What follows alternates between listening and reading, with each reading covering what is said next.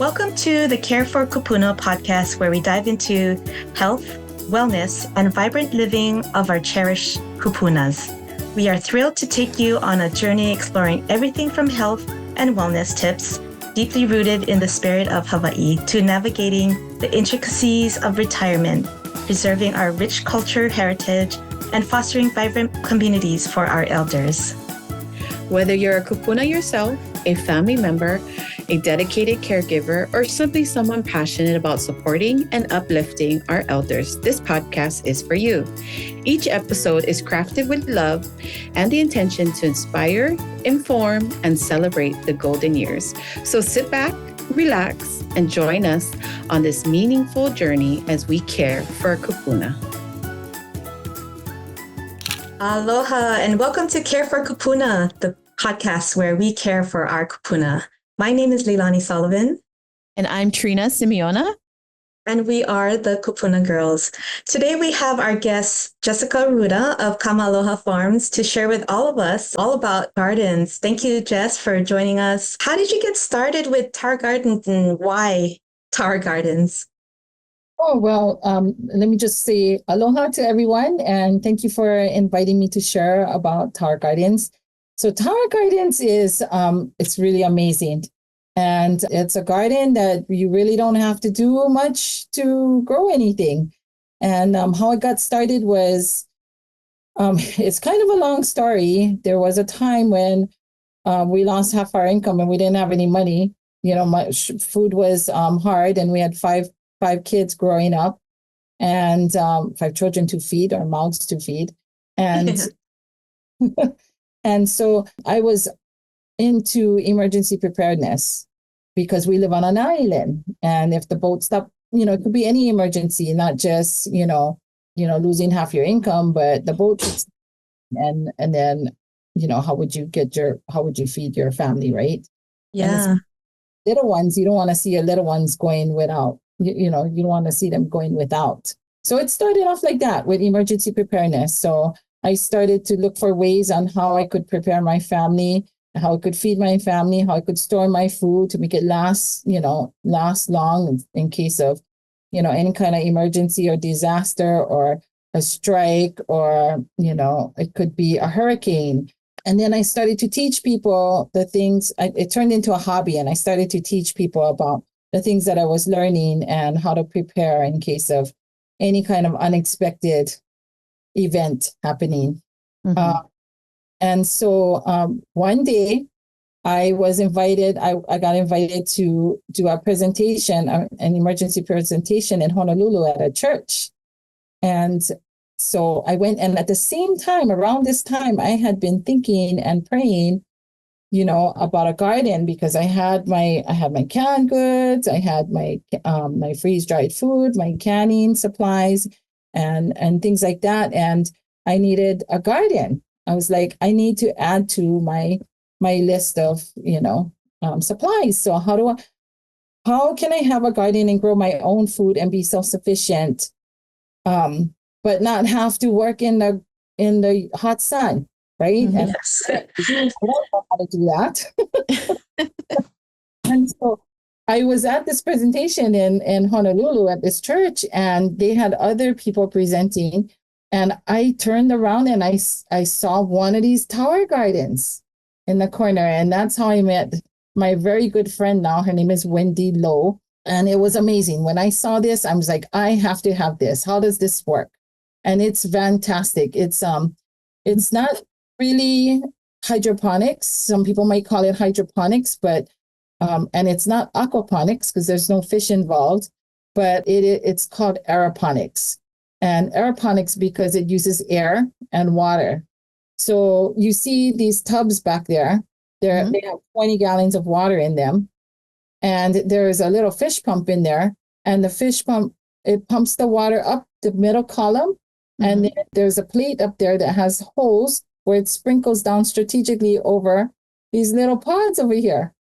And so that's where the roots hang down on the inside. And they get fed water every other 15 minutes. Wow. So air and water, and I have them they're on a timer. So every other 15 minutes, the timer goes off, and then you hear the water sprinkling. It's really nice and soothing to hear that water trickling. And then in 15 minutes, it turns off. And at night, we usually turn it off because there's enough moisture in the air at night, and it's a lot cooler. And then 6 o'clock in the morning, it starts again, and that's what feeds my plant. I have a question, Jess. How long does it take from a seedling to a harvest? How long is that time frame? It takes about from the time my seedlings take maybe about 2 weeks or so, mm-hmm. and we start from a seed. So we usually use rock wool, and I wish I had a sample to show you, but we usually use rock wool, which is made out of volcanic material that's spun. And you just drop one little seed. It has a little hole in it. It usually comes in a sheet of 98. Each little square has a hole. And we just drop one seed in each one, fill the tray with water. And it takes maybe about 2 weeks or so, about 2 weeks mm-hmm. for your plant to be about this tall. And then it's ready to go into the tower garden. And you put to one of these pots up there, and you turn it on. You fill up your water. You put your plant food in there. And the plant food is a proprietary blend of organic earth material, organic earth and earth minerals and sea minerals. And they tell you exactly how much to put inside. So it's so easy. Anybody can do this. It looks low maintenance, and yeah. The best part is you don't have to be out in the hot sun. You don't have to bend over. You don't have to you don't have to get your fingers dirty. I like that. And you're not hurting your back bending over. And it's very, very low maintenance, very little work, I think the hardest part is waiting. Yeah, it's waiting. Yeah, exactly. Yeah. So once you pop them in there, it takes it depends on what you're growing too. Some things are going to take a little longer. Like in this case, I have a lot of lettuce growing. And so my lettuce might take about 4 to 5 weeks. And once I put them in there, about 4 weeks or so, and then we'll harvest them, and then we can start the next one. Nice. Wow. Don't you have some pictures and videos you want to share? Let me show you some of my plants over here. So this was my very, very first 2 plants that I ever grew in the very beginning when I first started. And I had, on this shorter one, I decided to put all of my vines in here. So I actually had zucchini in here. I had no idea. Wow. And I have 2 cucumber plants on here, 2 beans, string beans. I had cucumbers, and I had something else. I can't remember. Maybe even a watermelon. But I found out you can't do that because the zucchini the leaves are going to get so big, he's going to hog all the sun. And the cucumber is going to go around and choke everybody. They don't play well together. So it is a learning process as you're growing different types of, plants and vegetables. Exactly. And over here, you can't really see it, but I had some eggplant over here. This is some Russian kale, and I had some other lettuce and some other things in between. So that's those are my very 2 first ones. This is my zucchini. Here's my first zucchini. And he was the day I took this picture was the day I found him. I did not even know he was there. Wow. Perfect. He was perfect. He didn't have not one bite on him. And he was big. He was about this big. Yeah. Wow. Yeah. It's like a foot long. That's my cucumber. That was my very first cucumber. Nice. Oh, and by the way, this was around the time we had that hurricane. I believe this was Hurricane Isel. Oh, yeah. Mm. So you have your house boarded up and everything. I had my house boarded up, and guess what? I rolled them in the house. Oh, nice. Nice. That's very versatile, yeah? Yeah. The hurricane coming, we're like, okay, I got to protect my plants out there because, we got to eat if we can't get food. So yeah, very true. You just have to make sure that you have enough light. Now, how do we get started? This the tires that you saw in the background, in my background when I, before I started sharing, that is the result of this. So in 2020, I have 4 boys, and my older boys, my oldest and the youngest boy they do welding. Actually, 3 of them do welding. They weld trailers and a really successful business. And then my number 4 son, or my number 3 son, he's number 4 though, but he's number 3, the boys, he is in a wheelchair. So he can't really work with the boys. So one day we were all sitting down in the living room, and it was 2020 and in April 2020. And they said, we got to start a business for Jax because, something that he can do. And they started brainstorming, and they decided, let's get the Tar Gardens and Jax can have a farm. Mm-hmm. Okay, how are we going to do that? Well, we need, because he's in his wheelchair, we can't have him crawling on the grass out there in the yard. So how are we going to do that? So we decided, let's cement the front yard. And this is what the front yard looked like before. Just grass. And then the very next week, we started putting everything in place. So once they decided that, they got their friends together and they found somebody to help them cement the front yard, and they're prepping the yard over here. And here they're getting ready to do the cement, and there we go. And this is the product of their brainstorming. How we're gonna, how can we grow a business for Jax? And so there's Jax over here. Jax can walk on his knees. He can do everything anybody else can do on his knees. And when he goes out, there's his wheelchair. So he's writing in his name, and there it is. Wow. Yes. Jax is a very special kid. He's very smart, and I love how everybody, I love how the family rallied to, brainstorm on how we can build the business for Jax. So that's awesome. This is us putting the Tar Gardens together, and we were distributors for Tar Gardens. We became distributors for the Tar Garden. And once some of our friends that bought Tar Gardens from us, when they heard that Jax was starting his own business with the Tar Gardens, they donated theirs. Mm-hmm. So now we have 20 Tar Gardens, and each one grows up to 28 plants. Wow. So 560, I believe, around 560 plants. And we find that our plants grow so much better and healthier under if the rain doesn't touch them. So that's why we have. So this is all by experiment too. Yeah. So let's go get a special tarp made that will let the light through. And so we got these shades, and so we made a 20 by 20, and then we started planting our plants. You can see our seedlings over here in the trays, and we have some already going. And so we started these ones off, and there we go. And we got some butter lettuce over here.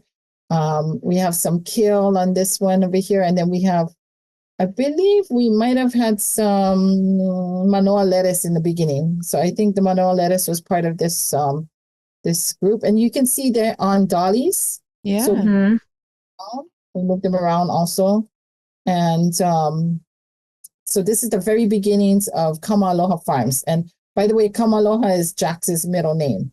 Oh, right on. When Jax got his middle name, it was, our friend gave it to us. It means child of love. Yes. Perfect. Yes. And our kale. And I want to show you, this is Jax over here, and he's doing a little harvest, a little video on how he harvests his the lettuce. You just pop them out of the little pod, and then you're good to go. Yeah, I love that there's no dirt. I know. So simple. Yeah. I feel like I kill everything. And this one, I feel like I actually may have a chance. You should try it, Trina. Yeah. So this is, of course, when you're growing all your own veggies and you want to eat healthy. And so this was when I was trying to eat healthy over here with my kale. So I got some kale and some almond milk and some blueberries. And every morning I would get up and I would pick 10 leaves, kale leaves, and that's my smoothie. And that looks good. And the next day I would have like 20 more leaves. They just got bigger and bigger. And this, I call him the green machine or the Hulk. I love how you have names or like, it's a he. Dinosaur kale. So And I have a personal experience with this tower garden. Jessica was able to share with me some cucumber and some lettuce and some basil. And oh my gosh, they lasted so much longer because you could pick it fresh. And the taste of it was just, I can't even put it to anything in the store. There is nothing that can compare to something fresh like that. I mean, it was like the best pestos, the best salad, the best cucumber. It was amazing. Yeah, talk about organic. Yeah, my brother has a tower too, and it's like, how convenient is that in your backyard? There's no pesticides, and it's just no dirt also. Yeah. And when you pick your lettuce, I mean, when you pick it, you're picking, they're live. They're alive. You pick them, get ready for your, your dinner. In fact, I have a picture. I don't have it right now, but I need to add that picture where I have a salad bowl out there, and we're picking it and making our salad right there. So you're going straight from your tower to table. That is awesome. That is what I think a lot of people need. Mm-hmm. Yeah.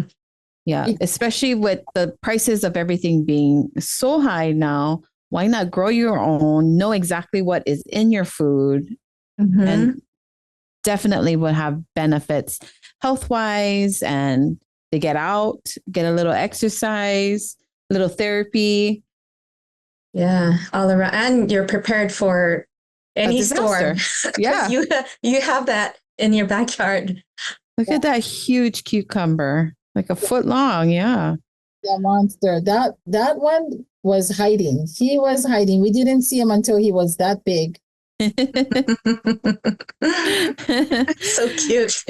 I think this would be such a great thing for organizations or businesses to buy tower gardens that want to donate it to senior centers or senior communities or even senior homes, giving them something to do and something to, really eat fresh from.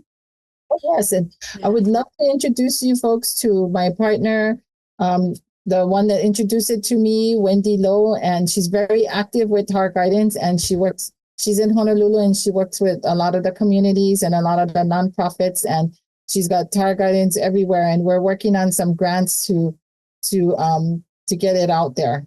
Oh, that's perfect. So how can someone get a hold of you or get information on Tower Gardens and how to get started? They can contact us directly. My number is 808-345-7102. And we would love to, give you more information and tell you how you can get one for yourself. Yes, thank you. And thank you, Jess.